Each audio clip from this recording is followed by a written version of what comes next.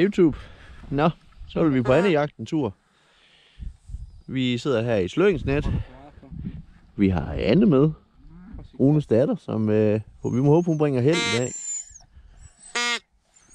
Hun er ved at få styr på andekaldet. Så har vi lige vores setup herude.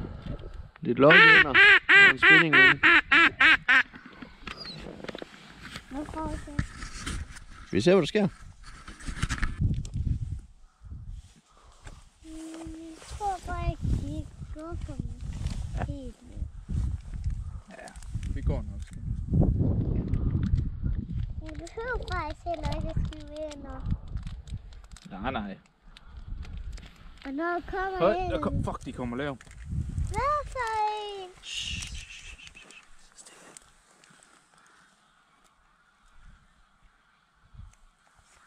Stille. Jeg sagde så helt stille. Jeg tror desværre, de går sideværts ud.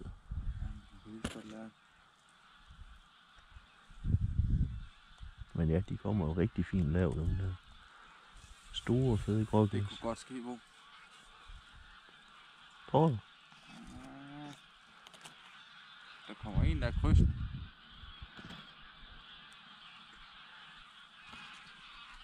Og vi har alle stået fremgæs. Men den varme her. Ej, det er gråbærser. Er det krop, altså? Ja, det er det. Den højde her. Og jeg kan ikke holde op med at bevæge mig.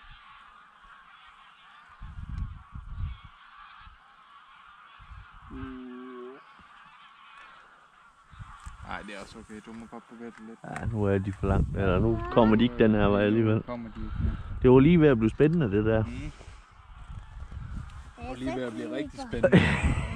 Ej, det var fint nok lige at starte med en stor, fed grågæs. Nu? Der går ikke så længe. Nej. Aha. Fordi det gør der ikke.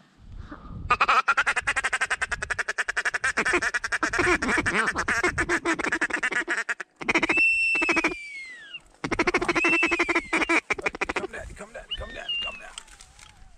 Så stille. Blæs igen, Hanne. Blæs igen. Fuck, det var et dumt tidspunkt, jeg rejste mig for. De kommer igen. Hvad er det?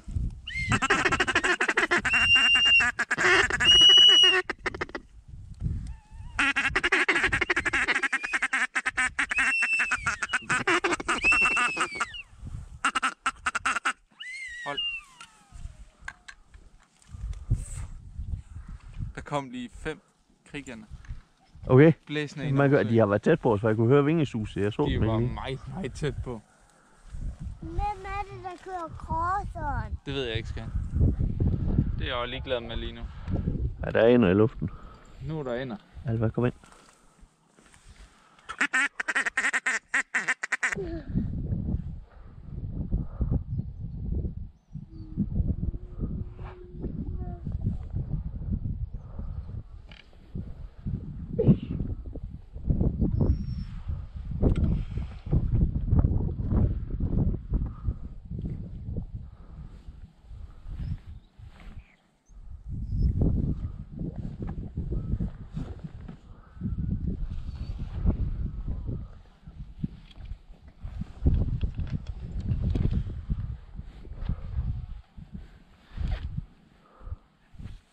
Papa! Hvad er det for en lyd?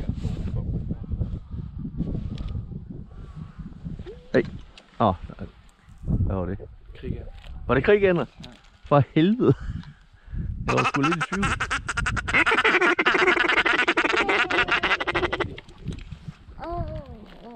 Kriggerne er meget hurtigt. Ja, det er de.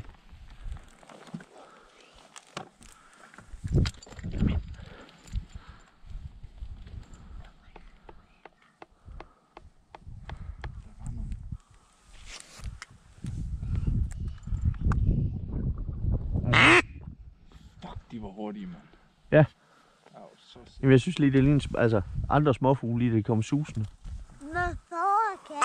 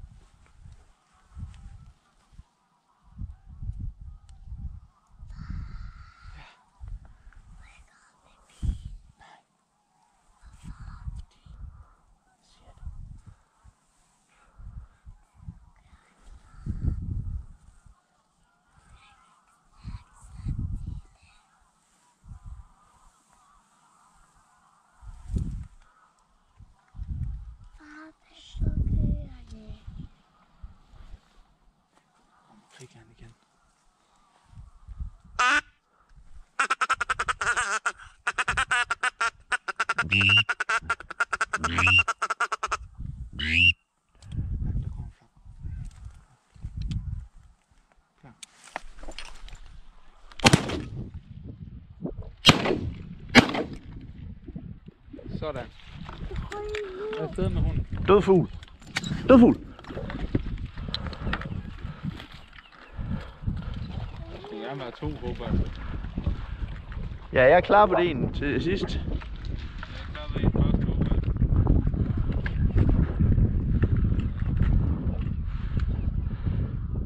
Skynd dig ud og tag den, du kan se på.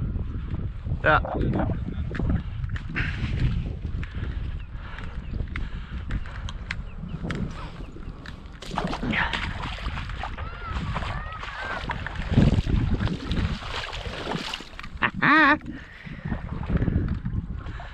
Alvasø! Det er ikke sikkert, at man rammer.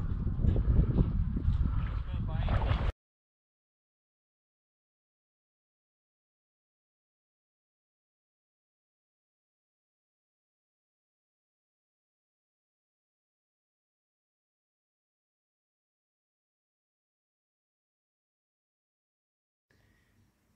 en.